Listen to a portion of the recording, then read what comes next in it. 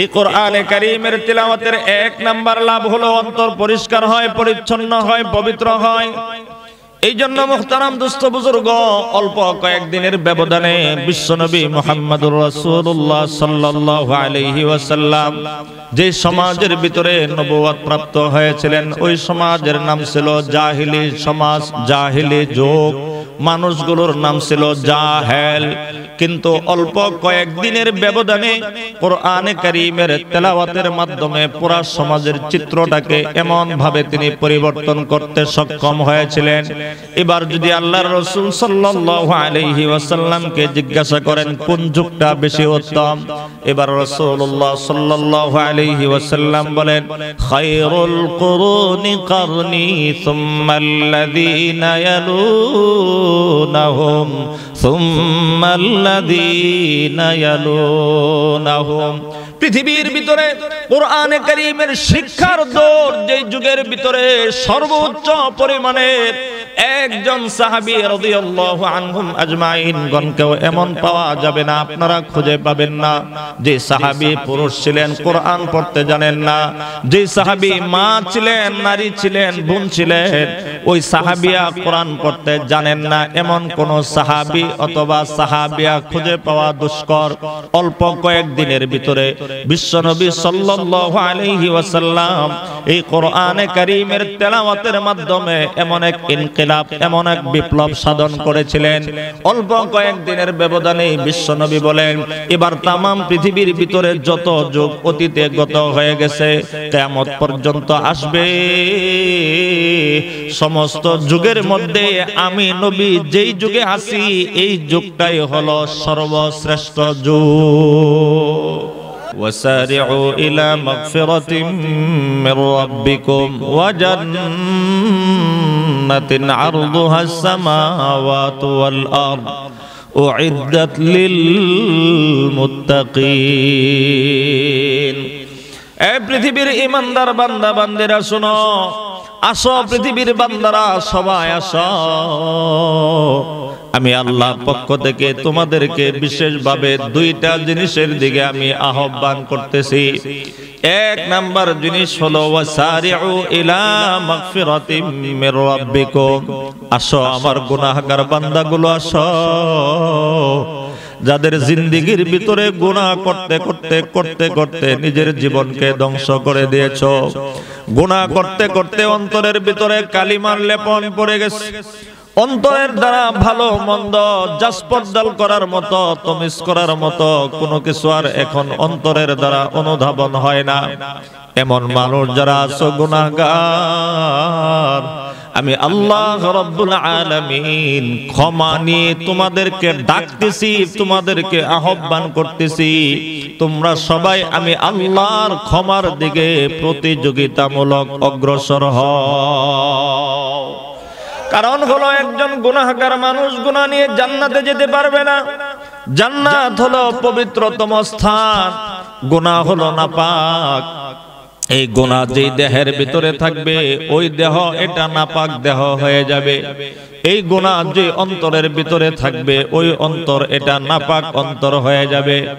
রব স্পষ্ট করে জানিয়ে দিয়েছেন, কিয়ামতের দিন সুস্থ স্বাভাবিক পবিত্র অন্তর নিয়ে যারা যেতে পারবে ওই মানুষগুলোকে রব্বুল আলামিন সর্বোচ্চ সম্মান দিয়ে জান্নাতুল ফিরদাউসের মেহমান বানিয়ে দিবেন। রব এই ব্যাপারে বলেন, ইয়াউমা লা ইয়ানফাউ মালু ওয়ালা বানুন ইল্লা মান আতাল্লাহা বিকলবিন সালিম ওয়া উজলিফাতিল জান্নাতু লিল মুত্তাকিন। আল্লাহ রাব্বুল আলামিন বলেন, পৃথিবীর বান্দা বান্দিরা শুনো, এমন একটা দিন তোমাদের সামনে আগত, এমন একটা দিন পৃথিবীর প্রত্যেকটা পুরুষের সামনে আসবে, এমন একটা দিন পৃথিবীর প্রত্যেকটা মা বোনদের সামনে আসবে, আমার যুবক ভাইগুলোর সামনেও আসবে। আল্লাহ রাব্বুল আলামিন বলেন, যে দিন লা ইয়ানফাউ মালু ওয়ালা বানুন, যেদিন তোমার দুনিয়ার অর্জিত সম্পদ কোনো কাজে আসবে না, lakh lakh crore crore million billion trillion সম্পদ আমার আপনার থাকতে পারে, পৃথিবীর কোন বড় শিল্পপতিদের থাকতে পারে, রব বলেন না ওই দিন কোন মানুষের কোন সম্পদ কাজে আসবে না। আমরা হয়তোবা মনে করব আমাদের বাপ দাদা ভাই বোন আত্মীয় স্বজন যারা আছে নেককার মানুষ, ওই মানুষগুলো হয়তোবা আমাদের কোনো কাজে আসবে। রব বলেন ওয়ালা বানুন, ওই দিন কোন মানুষের কোন জনশক্তিও ওই ব্যক্তিকে সামান্যতম কোনো উপকারে আসবে না। বলেন নাউযুবিল্লাহ। এবার রব্বুল আলামিন বলেন শোনো শোনো শোনো আমার ইমানদার বান্দা বান্দিরা শোনো, যেই দিন মাল কোনো কাজে আসবে না, তোমার সন্তান সন্ততি জনশক্তি যেই দিন কোনো কাজে আসবে না, ওই দিন যদি তুমি একটা জিনিস যদি নিয়ে আসতে পারো তোমার কাজে লেগে যাবে। ইল্লা মান আতাল্লাহা বিকলবিন সালিম, তবে যেই মানুষগুলো সুস্থ স্বাভাবিক পবিত্র আত্মা নিয়ে উপস্থিত হবে, এই মানুষগুলোর ব্যাপারে রব্বুল আলামিন চূড়ান্ত ফয়সালা শুনিয়ে দিলেন, এই মানুষগুলোই চূড়ান্ত পর্যায়ের জান্নাতি মানুষ হয়ে যাবে। এই জন্য মুহতারাম দোস্ত বুজুর্গ, গুনাহ আমাদের তো হবেই। আমি তো গুনাহগার, আমার তো গুনাহের কোনো লিমিটেড নাই, আমার গুনাহের কোনো শেষ নাই, আদি নাই, অন্ত নাই। আমার জীবনে যা আছে সব গুনাহই গুনাহ। কারণ قال رسول الله صلى الله عليه وسلم كل بني آدم خطاء وخير الخطائين التوابون। বিশ্বনবী সাল্লাল্লাহু আলাইহি ওয়াসাল্লাম বলেন, এই পৃথিবীর ভিতরে যতগুলো মানব সন্তান আছে সমস্ত মানব সন্তানগুলোই হলো গুনাহগার। পৃথিবীতে এমন কোন মানুষ নাই যেই মানুষের কোনো গুনাহ নাই। তবে বিশ্বনবী বলেন, শোনো যারা গুনাহগার, গুনাহ করে ফেলেছ, তুমি গুনাহগার হয়ে গেছো, এই জন্য তোমার নার্ভাস হওয়ার কোনো কারণ নাই, নৈরাশ হওয়ার কোনো কারণ নাই। এই পৃথিবীর বুকে কিছু উত্তম গুনাহগারও আছে যারা গুনাহ করছে, আবার তারা উত্তম সর্বশ্রেষ্ঠ। এবার বিশ্বনবী সাল্লাল্লাহু আলাইহি ওয়াসাল্লাম তার উম্মতকে জানিয়ে দিলেন, খায়রুল খাত্তাইন আত-তাওয়াবুন। আমার উম্মতের মধ্যে যেই নারী পুরুষগুলো গুনাহগার, এই গুনাহগারদের মধ্যে যারা বার তওবা করে, ইস্তেগফার করে, নিজের জীবনের গুনাহগুলোর জন্য মালিকের দরবারে ক্ষমা প্রার্থনা করে, মালিকের দরবারে কান্নাকাটি করে, বার মাফ চায়, এই মানুষগুলোর জীবনে তারা গুনাহগার, গুনাহ করেছে। তবে যেহেতু বারবার মাফ চাওয়ার অভ্যাস তাদের ভিতরে চলে এসেছে, এই জন্য এই মানুষগুলো হলো সর্ব উত্তম গুনাহগার। সুবহানাল্লাহ। তো গুনাহ তো মুহতারাম আমাদের প্রত্যেকের জীবনে আছে না নাই একটু বলেন তো?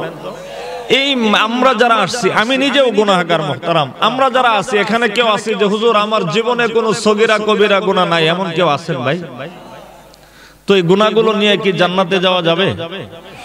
এই জন্য রব্বুল আলামিন এক নাম্বার ডাক দিলেন, ওয়াসারিউ ইলা মাগফিরাতিম মির রাব্বিকুম। আসো ঈমানদার যুবক যুবতীরা, গুনাহগার উম্মতেরা আসো, গুনাহগার বান্দারা আসো, আমি আল্লাহ তোমাদেরকে ক্ষমা করার জন্য ক্ষমা নিয়ে বসা। দুনিয়ার অন্য কোনো দিকে প্রতিযোগিতা নয়, আল্লাহর পক্ষ থেকে ক্ষমা নেওয়ার জন্য তোমরা সবাই প্রতিযোগিতা করো। সুবহানাল্লাহ। দ্বিতীয় নাম্বার, মালিক আপনাকে আমাকে কোন পথে ডাকেন? শয়তান আমাদেরকে একটা পথের দিকে আহ্বান করেন, আপনাদেরকেও একটা পথের দিকে আহ্বান করেন। শয়তান আমাদেরকে ডাকে গুনাহের পথে, শয়তান আপনাকে আমাকে ডাকে জাহান্নামের পথে। এই জন্য রব স্পষ্ট করে জানিয়ে দিয়েছেন, ইন্নাশ শাইতানা লাকুম আদুউন ফাত্তাখিযুহু আদুওয়া। এই পৃথিবীর বান্দারা শোনো, শয়তান তোমাদের সকলের স্পষ্ট দুশমন।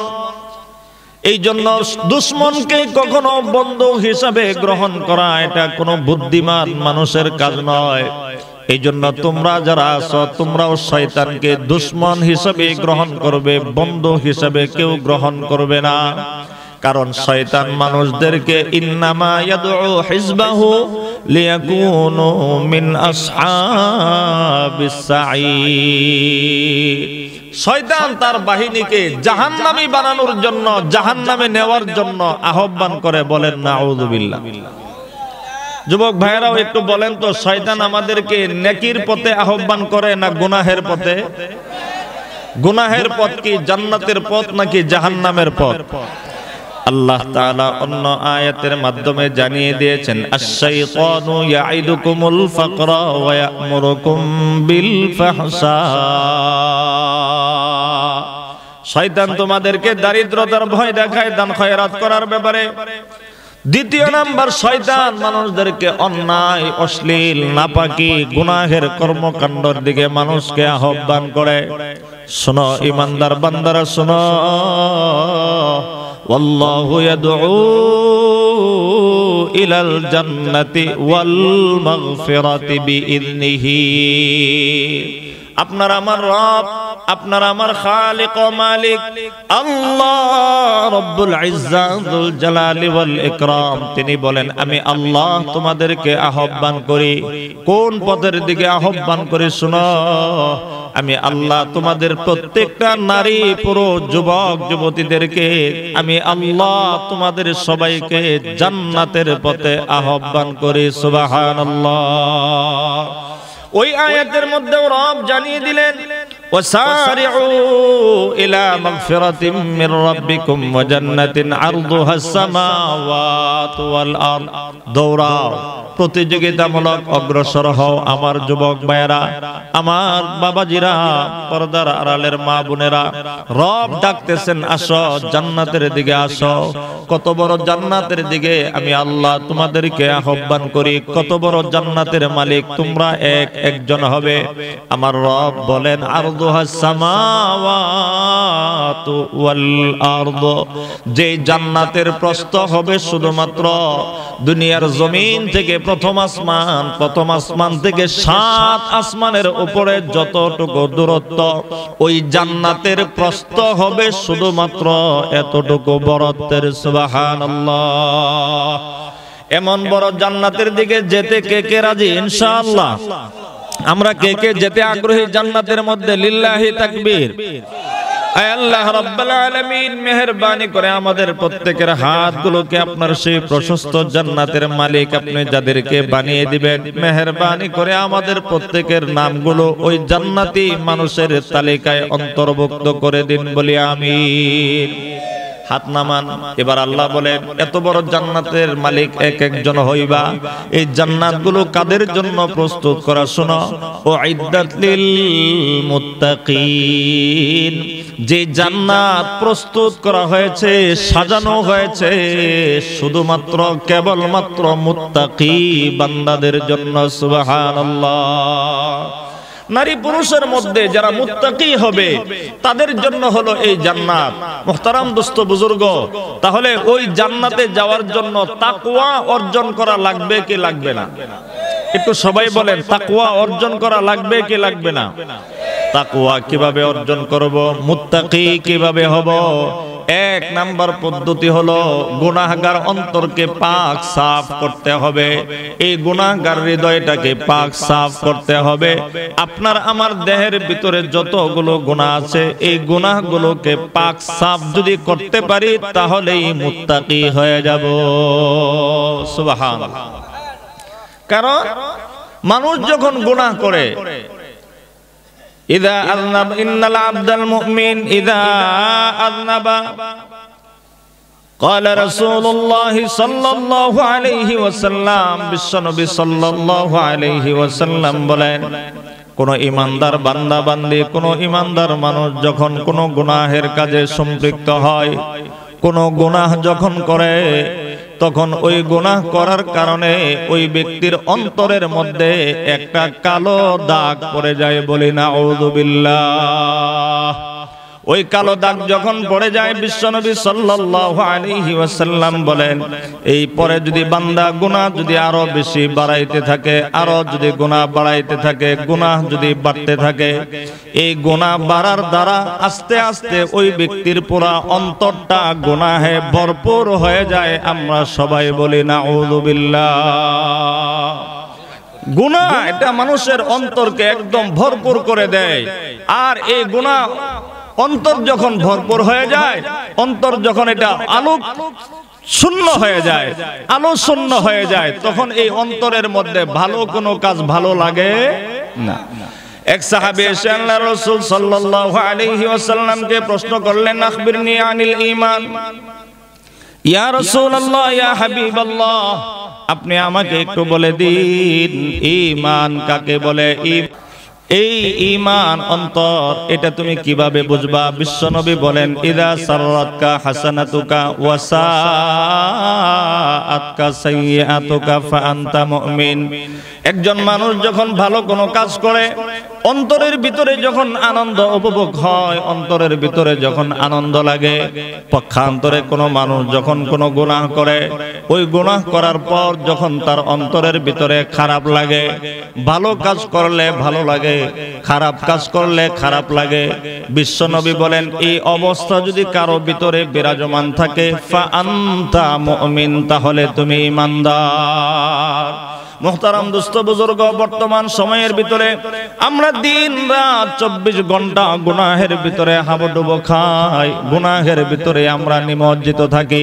কিন্তু মুহতারাম দোস্ত বুজুর্গ, এরপরেও নেকির কাজগুলো আমাদের কাছে ভালো লাগে না, অপর দিক থেকে গুনাহের কাজগুলো আমাদের কাছে খারাপ লাগে না। আছে না নাই? এই যে এত সুন্দর এক মাহফিলের আয়োজন, আলহামদুলিল্লাহ, আপনাদের এলাকায় তো বহুত মানুষ হয় মাহফিলগুলোতে, এরপরেও মানুষের উপস্থিতি আমাদের কম না বেশি? একটু বলেন ভাই, কম না বেশি? এই অন্তরকে যদি আমি পরিষ্কার করতে চাই, অন্তরের ভিতরে যদি ভালো আমলকে ভালো লাগাইতে চাই, খারাপ জিনিসকে যদি খারাপ লাগানোর মতো চেষ্টার মেহনত যদি আমি করতে চাই, আল্লাহর রাসূল সাল্লাল্লাহু আলাইহি ওয়াসাল্লামের হাদিস থেকে আমরা নিতে হবে, ইন্না হাযিহিল কুলুবা তাসদাউ কামা ইয়াসদাউল হাদিদু ইযা আসাবাহুল মা। বিশ্বনবী সাল্লাল্লাহু আলাইহি ওয়াসাল্লাম বলেন এই যে অন্তরগুলো আছে, এই অন্তরগুলোর ভিতরে মরিচা পড়ে, জং ধরে, কালো দাগ পড়ে যায়। যেমন নাকি লোহার ভিতরে পানি পড়লে এটা যেমন নাকি দাগ পড়ে যায়, মরিচা ধরে যায়। এবার আল্লাহর রাসূল সাল্লাল্লাহু আলাইহি ওয়াসাল্লামকে সাহাবায়ে কেরাম রাদিয়াল্লাহু আনহুম আজমাইন প্রশ্ন করলেন, ওয়ামা জিলাউহা ইয়া রাসূলুল্লাহ। ওগো আল্লাহর রাসূল, যে অন্তরের ভিতরে মরিচা ধরে গেল, এই মরিচা পূর্ণ হৃদয়কে যদি আমি পরিষ্কার করতে চাই, পবিত্র করতে চাই, এটার তরিকা কি হবে? কিভাবে আমি এটার অন্তরকে পরিষ্কার পবিত্র করতে পারবো? এবার বিশ্বনবী সাল্লাল্লাহু আলাইহি ওয়াসাল্লাম বলেন দুই জিনিসের মাধ্যমে অন্তরের মরিচা দূর হয়, জং দূর হয়। এক নাম্বার হলো কাসরাতু যিকিরিল মাউত। সাহাবীরা, অন্তরকে যদি পরিষ্কার করতে চাও, পবিত্র করতে চাও, তাহলে বেশি বেশি করে মৃত্যুর কথা স্মরণ করতে হবে। একটু আওয়াজ দিয়ে বলেন তো, কিসের কথা বেশি বেশি স্মরণ করতে হবে? আরেকবার সবাই মিলে বলি, কিসের কথা? মৃত্যুর কথা। মানুষ যত বেশি বেশি করে স্মরণ করবে, তত মানুষের দিল পরিষ্কার হবে, পরকালমুখী হবে। পরকালের পাথেয় অর্জন করা আপনার আমার মা বোনদের সহ সকলের জন্য কি হয়ে যাবে? আসান হয়ে যাবে। এক নাম্বার। দ্বিতীয় নাম্বার পদ্ধতি, বিশ্বনবী সাল্লাল্লাহু আলাইহি ওয়াসাল্লাম বলেন ওয়া তিলাওয়াতিল কুরআন। অন্তরকে যদি পবিত্র বানাইতে চাও, জং যদি পরিষ্কার পরিচ্ছন্ন যদি করতে চাও, ভালো একটা হৃদয়ের মালিক, ভালো একটা হৃদয়ের অধিকারী যদি তুমি হতে চাও, দ্বিতীয় নাম্বার আমল হলো কোরআন শরীফ বেশি বেশি করে তেলাওয়াত করা। বলেন সুবহানাল্লাহ। এই অন্তর পবিত্রকরণের মেডিসিনের নাম হলো আল কোরআনুল কারীম। এই জন্য বিশ্বনবী সাল্লাল্লাহু আলাইহি ওয়াসাল্লামকে আল্লাহ রাব্বুল আলামিন জাহিলি যুগ এর অবস্থা পরিবর্তন করার জন্য, জাহিলি মানুষগুলোর দিলের অবস্থা পরিবর্তন করার জন্য, মক্কার এবং আরবের অবস্থা খুবই ভয়ানক, খুবই ভয়ঙ্কর, এই অবস্থা পরিবর্তনের জন্য সর্বপ্রথম আল্লাহর রাসূল সাল্লাল্লাহু আলাইহি ওয়াসাল্লামের উপরে যে বিধান নাজিল হয়ে গেল, যে বিধানের মাধ্যমে একজন মানুষ তার অন্তরকে পবিত্র করতে পারে, তার নিজের ব্যক্তিগত জীবনকে পবিত্র করতে পারে, নিজের পরিবারকে পবিত্র করতে পারে, নিজের সমাজকে পরিবর্তন করতে পারে, যুগের চিত্রকে পরিবর্তন করতে পারে, এমন জিনিসের নাম হলো কোরআনে কারীমের শিক্ষা। আওয়াজ দিয়া বলি সুবহানাল্লাহ। হুজুর সাল্লাল্লাহু আলাইহি ওয়াসাল্লাম 40 বছর বয়সে নবুয়তি প্রাপ্ত হলেন।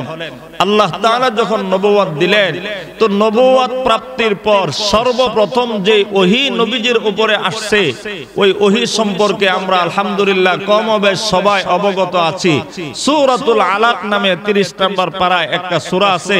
এই সূরাটি আল্লাহ তাআলা নাজিল করে সর্বপ্রথম হুজুর সাল্লাল্লাহু আলাইহি ওয়াসাল্লামকে আদেশ করলেন, ইকরা বিসমি রাব্বিকাল্লাযী খালাক, খালাকাল ইনসানা মিন আলাক, ইকরা ওয়া রাব্বুকাল আকরাম, আল্লাযী আল্লামা বিল কলম, আল্লামাল ইনসানা মা লাম ইয়ালাম।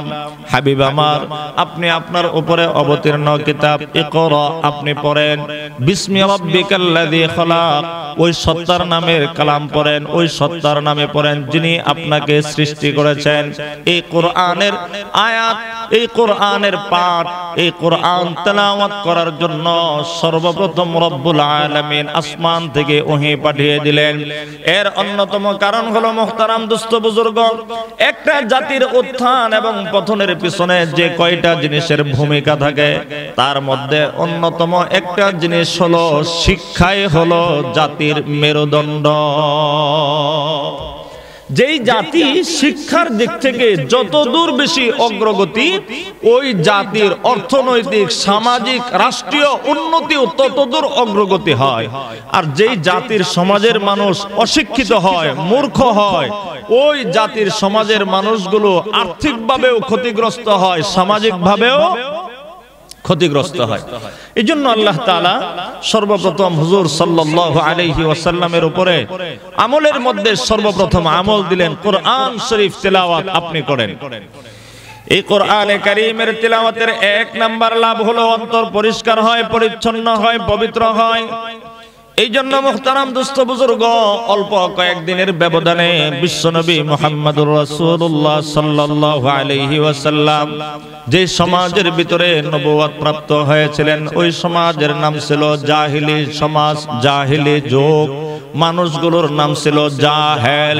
কিন্তু অল্প কয়েকদিনের ব্যবধানে কোরআনে কারীমের তেলাওয়াতের মাধ্যমে পুরা সমাজের চিত্রটাকে এমন ভাবে তিনি পরিবর্তন করতে সক্ষম হয়েছিলেন। এবার যদি আল্লাহর রাসূল সাল্লাল্লাহু আলাইহি ওয়াসাল্লামকে জিজ্ঞাসা করেন কোন যুগটা বেশি উত্তম, এবার রাসূলুল্লাহ সাল্লাল্লাহু আলাইহি ওয়াসাল্লাম বলেন, খায়রুল কুরুনি কারনি সুম্মাল্লাযীনা ইয়ালুনাহুম সুম্মাল্লাযীনা ইয়ালুনাহুম। পৃথিবীর ভিতরে কোরআনে কারীমের শিক্ষার দৌড় যে যুগের ভিতরে সর্বোচ্চ পরিমাণের একজন সাহাবী রাদিয়াল্লাহু আনহুম আজমাইন গণকেও এমন পাওয়া যাবে না, আপনারা খুঁজে পাবেন না, যে সাহাবী পুরুষ ছিলেন কোরআন পড়তে জানেন না, যে সাহাবী মা ছিলেন, নারী ছিলেন, বোন ছিলেন, ওই সাহাবিয়া কোরআন পড়তে জানেন না, এমন কোন সাহাবী অথবা সাহাবিয়া খুঁজে পাওয়া দুষ্কর। অল্প কয়েকদিনের ভিতরে বিশ্বনবী সাল্লাল্লাহু আলাইহি ওয়াসাল্লাম এই কোরআনে কারীমের তেলাওয়াতের মাধ্যমে এমন এক ইনকিলাব, এমন এক বিপ্লব সাধন করেছিলেন।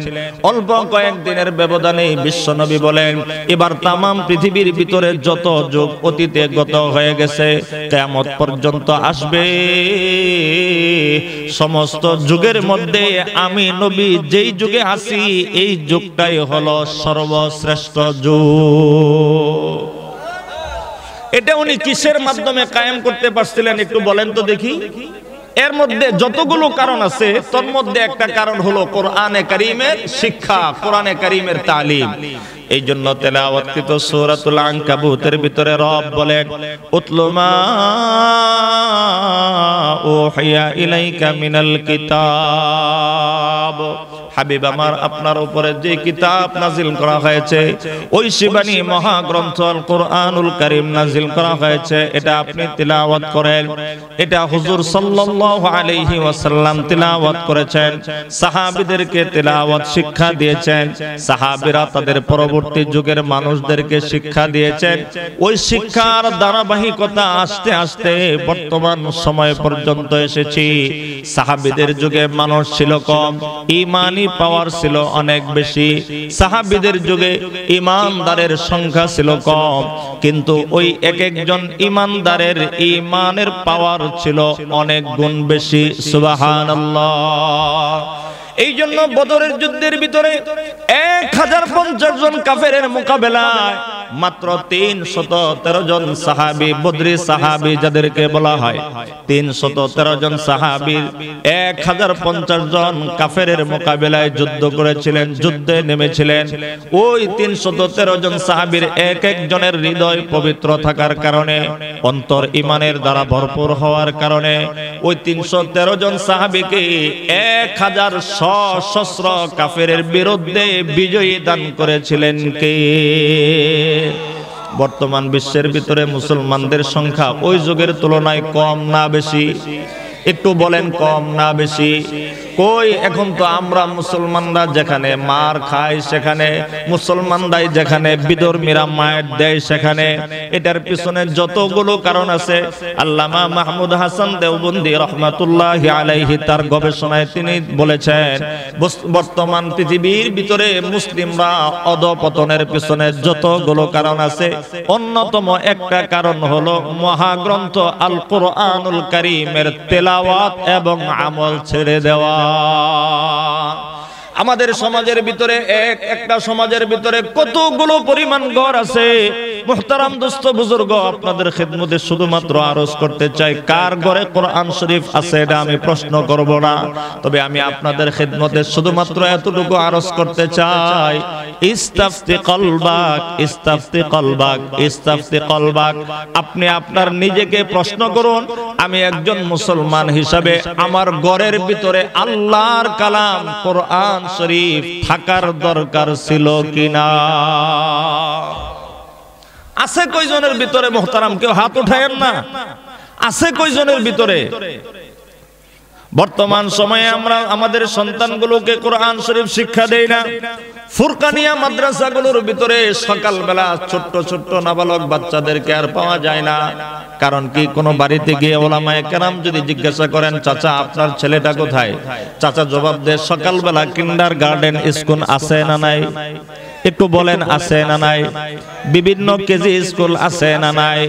ও মুহতারাম, খ্রিস্টানদের অন্যতম একটা চাল হলো, মুসলমানদের সন্তানদেরকে যদি কোরআন থেকে শূন্য করতে চাও, তাহলে সকালবেলার মক্তবের টাইমগুলোতে স্কুল চালু করে দাও।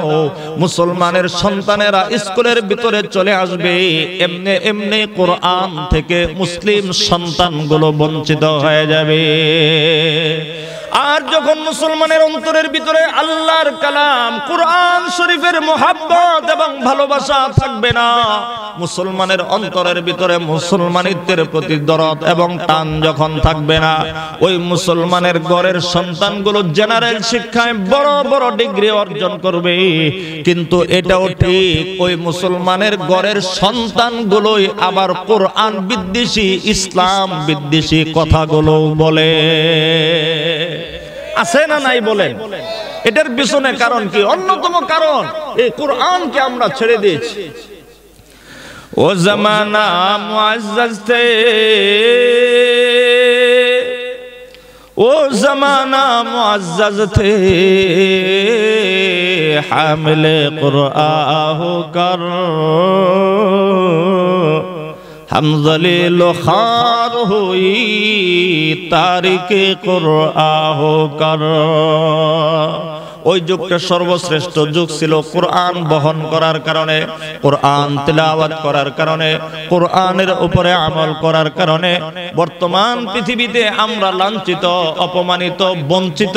এটার পিছনেও কারণ হলো ওই কোরআন না ধরার কারণে, না পড়ার কারণে। কথা বলেন ঠিক কিনা? এই জন্য মুহতারাম দোস্ত বুজুর্গ, আমি আপনাদের খিদমতেই কোরআনে কারীমের তেলাওয়াতের মাত্র 2টা লাভের কথা আপনাদেরকে বলছি, একটু মনোযোগ দিয়ে শুনুন। قال رسول الله صلى الله عليه وسلم من قرأ حرفا من كتاب الله فله به حسنة والحسنة بعشر أمثالها لا أقول ألف لام ميم حرف بل ألف حرف ولام حرف وميم حرف। কোরআন শরীফ যদি আমরা পড়ি, আমাদের সন্তানগুলোকে যদি আমরা পড়াই, আমাদের লাভ কি হবে? মুহতারাম দোস্ত বুজুর্গ, আমাদের লাভ হলো আল্লাহর রাসূল বলেন, আমার কোন উম্মত যদি কোরআন শরীফের একটা মাত্র অক্ষর তেলাওয়াত করে, কয়টা? একটু বলেন বাবারা, কয়টা? একটু সবাই আঙ্গুল দিয়া দেখান, কয়টা?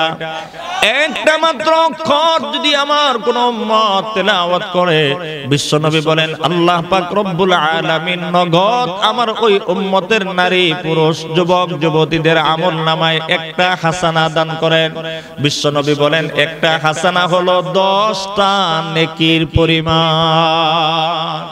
অর্থাৎ একটা অক্ষর যদি কোনো মানুষ তেলাওয়াত করে, ওই ব্যক্তির আমলনামায় কমপক্ষে 10টা নেকি হবে।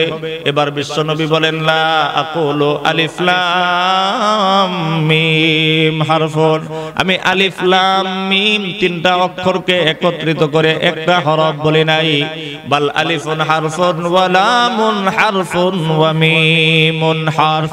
বিশ্বনবী বলেন আলিফ আলাদা একটা অক্ষর, লাম আলাদা একটা অক্ষর, মিম আলাদা একটা অক্ষর। অতএব কোন মানুষ, আপনারাও যারা পড়েছেন অথবা এখন পড়েন, আলিফ লাম মিম, আল্লাহর রাসূল বলেন একজনের আমলনামায় কমপক্ষে 3×10 30টা নেকি জমা হয়ে গেছে। এতটুকু পর্যন্তই সীমিত নয় মুহতারাম দোস্ত বুজুর্গ। আল্লাহর রাসূল সাল্লাল্লাহু আলাইহি ওয়াসাল্লাম ভিন্ন এক হাদিসের ভিতরে ইরশাদ ফরমান, কুল্লু আমালি বিনি আদম তুদাআফুল হাসানাতু। আল্লাহর রাসূল সাল্লাল্লাহু আলাইহি ওয়াসাল্লাম বলেন, আমার উম্মতের যে কোনো শ্রেণী পেশার নারী পুরুষ কোনো একটা আমল করে, ওই আমলের প্রতিদান দেওয়া শুরু হয় 10 গুণ থেকে। এবার বিশ্বনবী বলেন একটা আমলের প্রতিদান 10 গুণ পর্যন্ত দিয়ে সীমাবদ্ধ রাখা হয় না, বরং বিশ্বনবী বলেন ইলা 700 দিফিন, ওই একটা আমলের প্রতিদান নেকি আল্লাহ বাড়াইতে বাড়াইতে 700 গুণ পর্যন্ত বৃদ্ধি করে দেয়।